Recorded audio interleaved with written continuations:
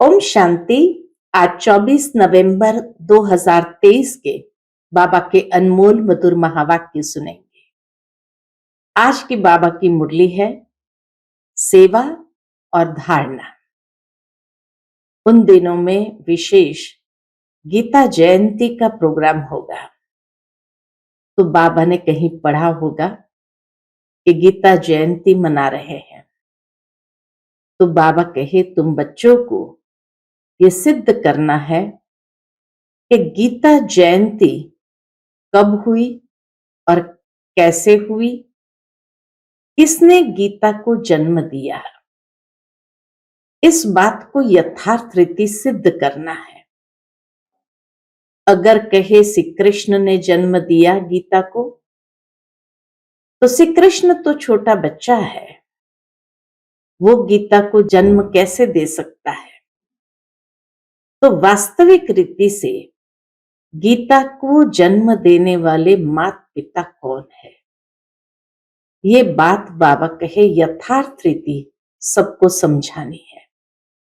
परंतु बाबा कहे ये वही समझा सकते हैं और उसका तीर लग सकता है जिसके अंदर सच्चाई और सफाई है, क्योंकि यह सत्य बात है। सत्य बात को सिद्ध करने के लिए सच्चाई सफाई की आवश्यकता है। बाबा कहे तुम्हें सत्य बाप का संग मिला है, इसलिए ये बात को अच्छी तरह से सिद्ध करनी है। साथ ही बाबा कहे तुम बच्चे स्टूडेंट्स हो, तो तुम्हारे मन में हमेशा ये ख्याल रहना चाहिए कि अगर कोई गलती हो जाए तो सच बोलना है। सच बोलने से ही उन्नति होगी और कभी भी किसी से सेवा लेनी नहीं है। अगर सेवा लेंगे तो वहां भी करनी पड़ेगी। बाबा कहे तुम स्टूडेंट्स अच्छी तरह से पढ़कर दूसरों को भी पढ़ाओ तो बाप भी खुश होगा। बाबा प्यार का सागर है, उनका प्यार यही है जो तुम बच्चों को पढ़ाकर उच्च मर्तबा दिलाते हैं। तो इसीलिए आज की बाबा की मुख्य धारणा की बात है सच्चाई सफाई। सुनते हैं बाबा के अनमोल मधुर महावाक्य। ओम शांति। मीठे बच्चे, तुम्हारी सच्ची बात का तीर तब लगेगा जब दिल में सच्चाई सफाई होगी। तुम्हें सत्य बाप का संग मिला है, इसलिए सच्चे बनो। आज की मुरली से प्रश्न है, तुम सब स्टूडेंट्स हो, तुम्हें किस बात का ख्याल रखना जरूरी है। उत्तर, कभी भी कोई गलती हो तो सच बोलना है। सच बोलने से ही उन्नति होगी। तुम्हें अपनी सेवा दूसरों से नहीं लेनी है। अगर यहां सेवा लेंगे तो वहां करनी पड़ेगी। तुम स्टूडेंट अच्छी तरह से पढ़कर दूसरों को पढ़ाओ तो बाप भी खुश होगा। बाप प्यार का सागर है, उनका प्यार ही यह है जो तुम बच्चों को पढ़ाकर उच्च मर्तबा दिलाते हैं। आज की मुरली से पहले गीत बजा है, किसने ये सब खेल रचाया। ओम शांति। आजकल समाचार आते हैं कि हम गीता जयंती मना रहे हैं। बाबा के पास कहीं से समाचार आया होगा हम गीता जयंती मना रहे हैं। अब गीता को जन्म किसने दिया, यह है टॉपिक। जयंती कहते हैं तो जरूर जन्म भी हुआ ना। गीता जयंती कहते हैं तो जरूर गीता का जन्म हुआ ना। उनको जब कहते हैं श्रीमद् भगवत गीता जयंती, तो जरूर उनको जन्म देने वाला भी चाहिए। सब कहते हैं श्री कृष्ण भगवान वाच, तो फिर श्री कृष्ण पहले आता, गीता पीछे हो जाती। अब गीता का रचयिता जरूर चाहिए। अगर श्री कृष्ण को कहते तो पहले श्री कृष्ण, पीछे गीता आनी चाहिए।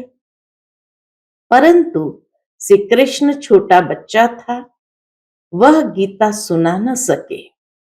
ये सिद्ध करना होगा। ये बात बाबा कहे सिद्ध करनी होगी कि गीता को जन्म देने वाला कौन। यह है गुह्य बात।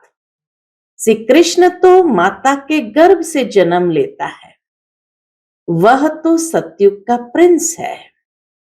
उसने स्वयं प्रिंस का पद पाया है गीता द्वारा राजयोग सीखकर। श्री कृष्ण ने स्वयं प्रिंस का पद पाया है गीता द्वारा राजयोग सीखकर। अब गीता को जन्म देने वाला कौन?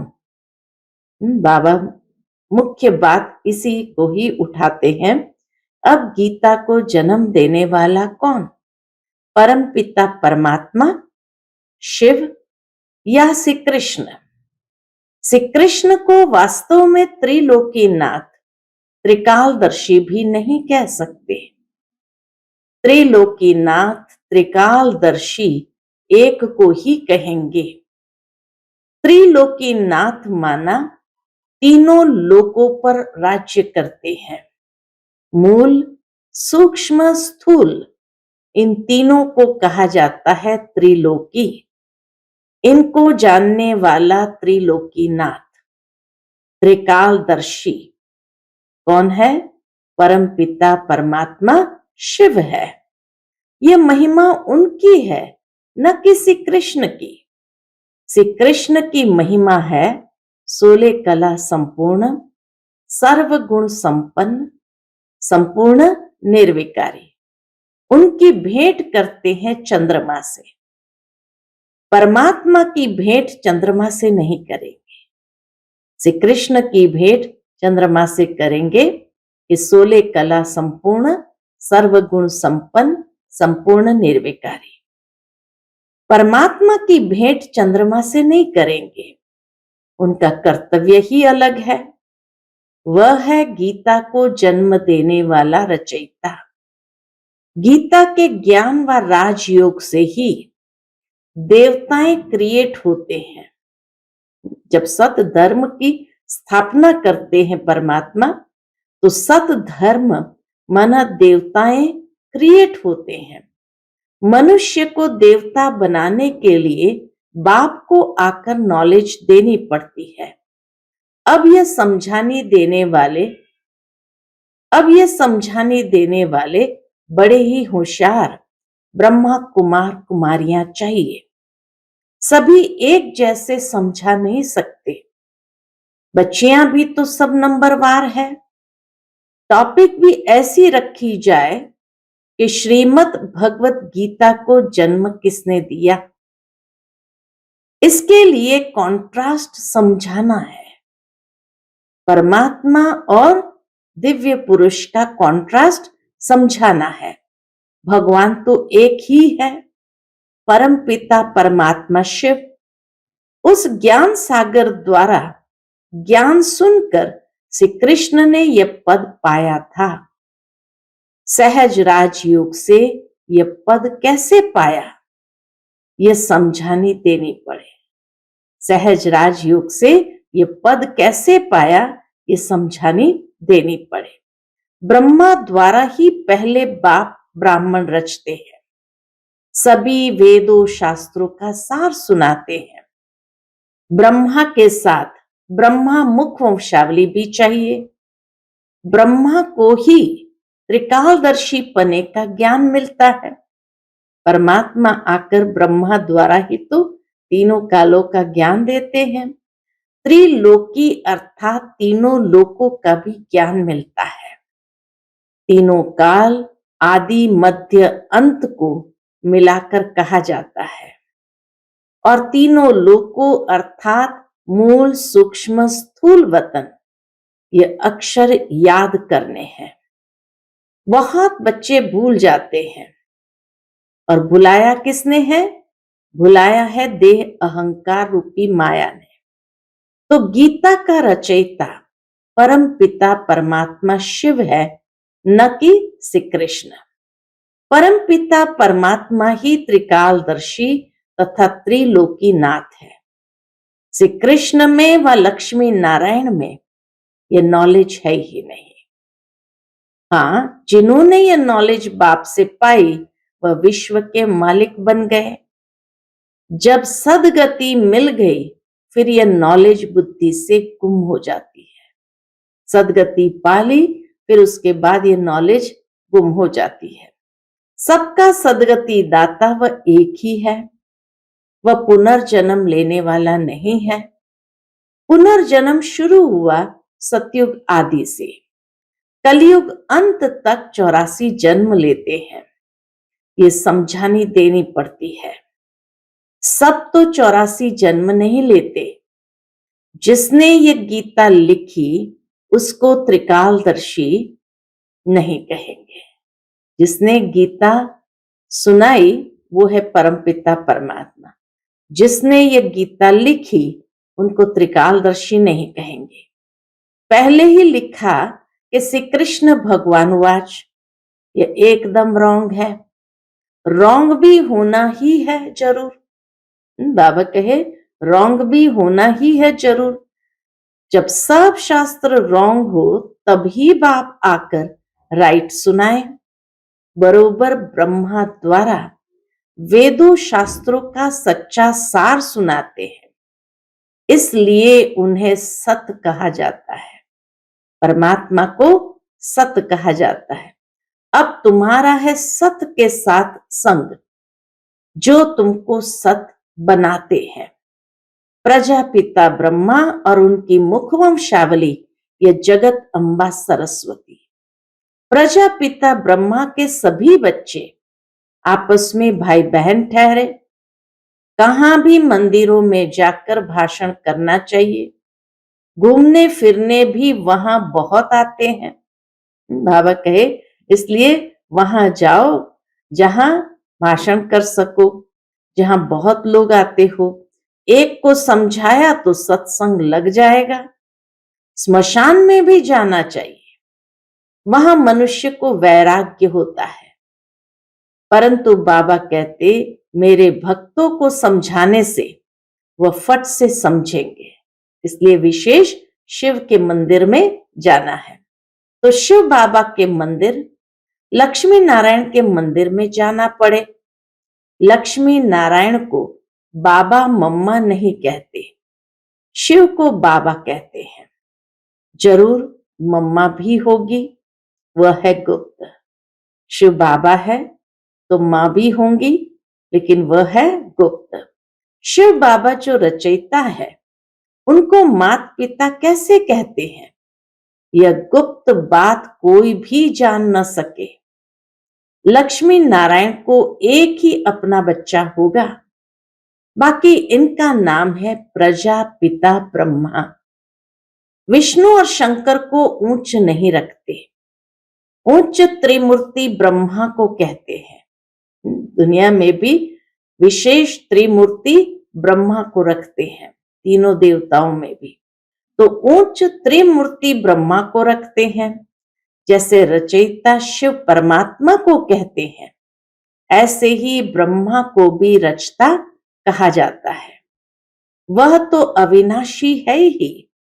रचता अक्षर कहेंगे तो पूछेंगे कैसे रचा? वह तो रचता है ही, बाकी रचना होती है ब्रह्मा द्वारा। अब ब्रह्मा द्वारा परमात्मा सब आत्माओं को सृष्टि के आदि मध्य अंत का नॉलेज देते हैं। वेद शास्त्र आदि सब है भक्ति मार्ग की सामग्री। भक्ति मार्ग आधा कल्प चलता है, यह है ज्ञान कांड। जब भक्ति मार्ग पूरा होता है तब सब पतित तमो प्रधान बन जाते हैं।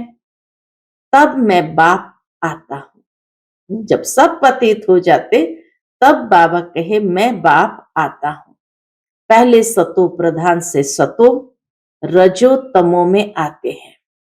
ऊपर से जो पवित्र आत्माएं आती है उन्होंने कोई ऐसा कर्म नहीं किया है जो उनको दुख भोगना पड़े।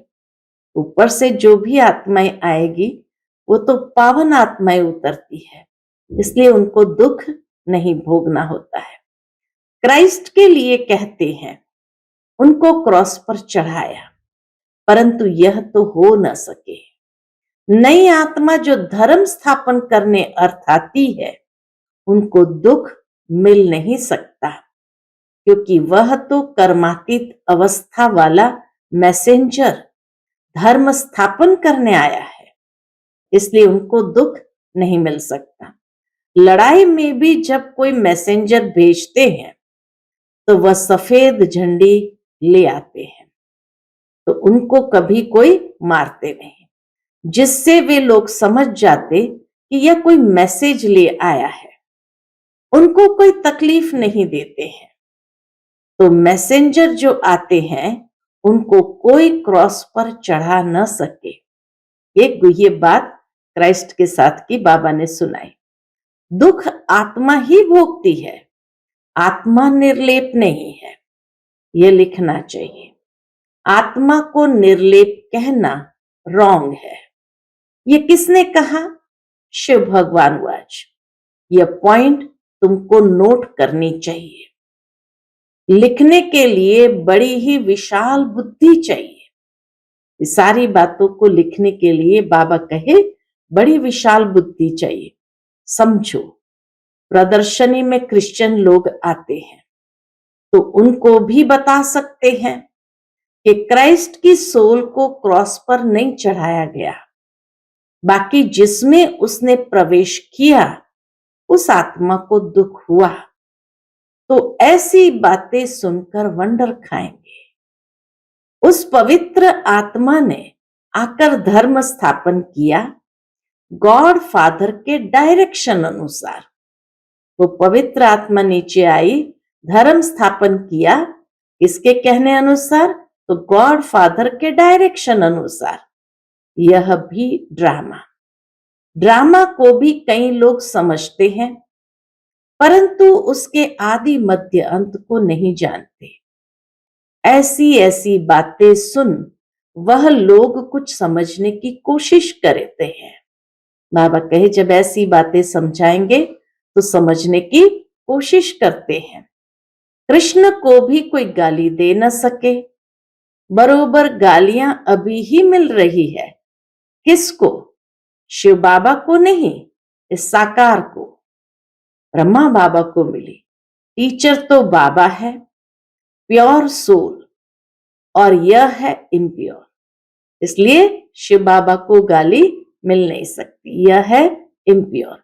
जो प्योर बन रहा है, जो समझ गए हैं, वह बित बित नहीं करेंगे। बाबा कहे जो इस बात को समझ गए वो बित बित यानी कोई भी प्रकार के प्रश्न उत्तर नहीं करेंगे, नहीं तो समझेंगे यह तो सिखाया हुआ है।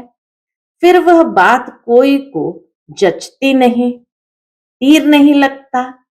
सच्चाई सफाई बहुत चाहिए, दिल की सच्चाई सफाई बहुत चाहिए। जो खुद विकारी होगा वो औरों को कहे काम महाशत्रु है तो तीर लग नहीं सकता। जैसे पंडित का मिसाल है, राम राम कहने से नदी व सागर पार कर जाएंगे। ये अभी की बात है। शिव बाबा कहते हैं मुझे याद करने से तुम इस विषय सागर से पार हो जाएंगे। कौन सा सागर? ये पंडित नहीं जानते। वैशाली से शिवालय में चले जाएंगे। बड़ी अच्छी रीति से श्रीमत पर चलना है। कहते हैं ना, बाबा चाहे प्यार करो चाहे ठुकराओ, हम तेरे दर को नहीं छोड़ेंगे। यहां तो सिर्फ समझाने दी जाती है, तो भी कई मुर्दे बन जाते हैं। बच्चों को तो लिखना पढ़ना पड़ता है। बाप प्यार का सागर है, अर्थात पढ़ाकर उच्च मर्तबा दिलाते हैं। यही प्यार है। बाप जब पढ़ाता है तो पढ़कर औरों को भी पढ़ाना है। बाप को खुश करना है, बाप की सर्विस में तत्पर रहना है। बाप की यही सर्विस है कि अपने तन मन धन से भारत की सच्ची सेवा करो। तुम्हें तो बुलंद आवाज से समझाना चाहिए। सभी नंबरवार है, राजधानी में भी नंबरवार होंगे। टीचर समझ जाते हैं कि यह दैवी राजधानी में क्या नंबर लेंगे। सर्विस से समझ सकते हैं कौन कौन मुख्य बनेंगे। खुद भी समझते हैं कि हम बाबा मम्मा जितनी सर्विस नहीं करते तो दास दासियां बनना पड़ेगा। आगे चलकर तुम सबको सारा ही मालूम पड़ेगा। हम श्रीमत पर न चले, सब क्लियर हो जाएगा। तुम बच्चे इस समय स्टूडेंट हो, इस समय तुम अपनी दासियां बनाएंगे तो खुद भी दासी बनना पड़ेगा। यहां महारानी बनना देह अभिमान है। इतनी सूक्ष्म बात बाबा ने समझाई। यहां महारानी बनना देह अभिमान है। सच कहना चाहिए कि बाबा ये भूल हुई, अभी संपूर्ण तो सभी बने ही नहीं। इम्तिहान में जब नापास होते हैं तो शर्माते भी है। बाबा का रात्रि में ख्याल चला कि मनुष्य 21 जन्म कहते हैं, गायन भी करते हैं। अब ये ईश्वरीय जन्म एक अलग है। 8 जन्म सतयुग में, 12 जन्म त्रेता में, 21 जन्म द्वापर में, 42 जन्म कलयुग में। यह तुम्हारा ईश्वरीय जन्म सबसे ऊंच जन्म है जो एडॉप्टेड है। तुम ब्राह्मणों का ही ये सौभाग्यशाली जन्म है। सबसे ऊंच जन्म सौभाग्यशाली जन्म है। अच्छा, मीठे मीठे सिकिलदे बच्चों प्रति माता पिता बाप दादा का याद प्यार और गुड मॉर्निंग। रूहानी बाप की रूहानी बच्चों को नमस्ते। हम सभी रूहानी बच्चों की रूहानी माता पिता बाप दादा को याद प्यार, गुड मॉर्निंग और नमस्ते नमस्ते। शुक्रिया बाबा, शुक्रिया। आज की मुरली से धारणा के लिए मुख्य सार है। पहली पॉइंट, प्यार के सागर बाप के प्यार का रिटर्न करना है। कैसे करेंगे? अच्छी तरह पढ़कर फिर पढ़ाना है, श्रीमत पर चलना है। दूसरी पॉइंट, सच्चाई और सफाई से पहले स्वयं में धारणा कर फिर दूसरों को धारणा करानी है। एक बाप के संग में रहना है। आज का बाप दादा का मधुर वरदान हम बच्चों के प्रति है। निमित्त आत्माओं के डायरेक्शन के महत्व को जान, पापों से मुक्त होने वाले सेंसिबल भव। निमित्त आत्माओं के डायरेक्शन के महत्व को जान, पापों से मुक्त होने वाले सेंसिबल भव। जो सेंसिबल बच्चे हैं वो कभी यह नहीं सोचते कि यह निमित्त आत्माएं जो डायरेक्शन दे रही है शायद कोई के कहने से कह रही है। ये नहीं सोचेंगे कि शायद कोई के कहने से कह रही है। निमित्त बनी हुई आत्माओं के प्रति यह व्यर्थ संकल्प नहीं उठाने चाहिए। मानो कोई ऐसा फैसला भी दे देते हैं जो आपको ठीक नहीं लगता है, लेकिन आप उसमें जिम्मेवार नहीं हो। आपका पाप नहीं बनेगा, क्योंकि जिसने इन्हें निमित्त बनाया है वह बाप पाप को भी बदल लेगा। यह गुप्त रहस्य, गुप्त मशीनरी है। कितनी गहरी बात बताई कि अगर जिम्मेवार आत्मा, निमित्त आत्मा ने कोई बात कही तो उसको निमित्त बनाया है वो बाप, वो पाप को भी बदल लेगा। ये गुप्त रहस्य, गुप्त मशीनरी है। आज का स्लोगन है, ऑनेस्ट वह है जो प्रभु पसंद और विश्व पसंद है, आराम पसंद नहीं। ऑनेस्ट वह है जो प्रभु पसंद और विश्व पसंद है, आराम पसंद नहीं। अच्छा, फिर मातेश्वरी जी के अनमोल मधुर महावाक्य है जिसका टाइटल है, मनुष्य का 84 जन्म है न कि 84 लाख योनियां। तो मम्मा कहे, अब यह जो हम कहते हैं कि प्रभु हम बच्चों को उस पार ले चलो, उस पार का मतलब क्या है? लोग समझते हैं उस पार का मतलब है जन्म मरण के चक्र में न आना, अर्थात मुक्त हो जाना। अब यह तो हुआ मनुष्य का कहना, परंतु बाप कहते हैं बच्चों, सचमुच जहां सुख शांति है, दुख शांति से दूर है, उसको कोई दुनिया नहीं कहते। जहां सुख शांति है, दुख शांति से दूर है, उसको कोई दुनिया नहीं कहते। जब मनुष्य सुख चाहते हैं तो वो भी इस जीवन में होना चाहिए। अब वो तो सतयुगी वैकुंठ देवताओं की दुनिया थी,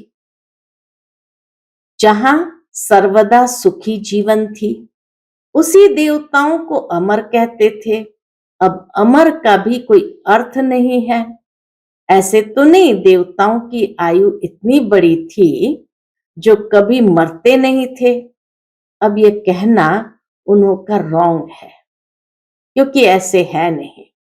उनकी आयु कोई सतयुग त्रेता तक नहीं चलती है, परंतु देवी देवताओं के जन्म सतयुग त्रेता में बहुत हुए हैं। 21 जन्म तो उन्होंने अच्छा राज्य चलाया है, और फिर 63 जन्म द्वापर से कलयुग के अंत तक। टोटल उन्होंने जन्म चढ़ती कला वाले 21 हुए और उतरती कला वाले 63 हुए। टोटल मनुष्य 84 जन्म लेते हैं। बाकी यह जो मनुष्य समझते हैं कि मनुष्य 84 लाख योनियां भोगते हैं, ये कहना भूल है। अगर मनुष्य अपनी योनि में सुख दुख दोनों पार्ट भोग सकते हैं, तो फिर जानवर योनि में भोगने की जरूरत ही क्या है? अब मनुष्य को यह नॉलेज ही नहीं।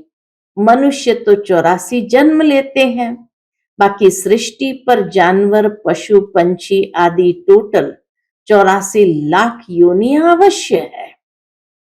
अनेक किस्म की जैसे पैदाइश है, इतनी योनियां जरूर है, उसमें भी मनुष्य योनि में ही अपना पुण्य पाप भोग रहे हैं। उसमें भी मनुष्य योनि में ही अपना पाप पुण्य भोग रहे हैं, और जानवर अपनी योनियों में भोग रहे हैं।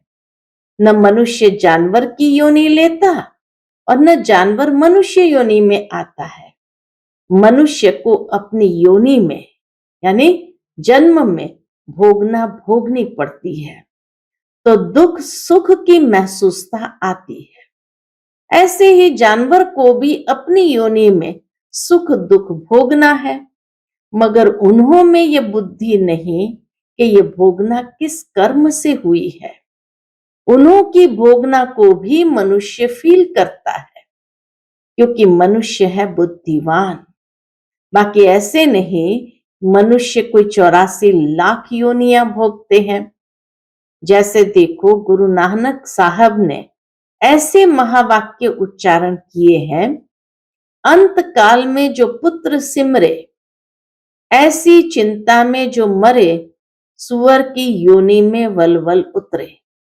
परंतु इस कहने का मतलब यह नहीं कि मनुष्य कोई सुअर की योनि लेता है, परंतु सुअर का मतलब यह है कि मनुष्य का कार्य भी ऐसा होता है जैसे जानवरों का कार्य होता है। बाकी ऐसे नहीं कि मनुष्य कोई जानवर बनते हैं, जानवर जैसा जीवन। अब यह तो मनुष्य को डराने के लिए शिक्षा देते हैं, तो अपने को इस संगम समय पर अपने जीवन को पलटाए, पापात्मा से पुण्य आत्मा बनना है। अच्छा, ओम शांति।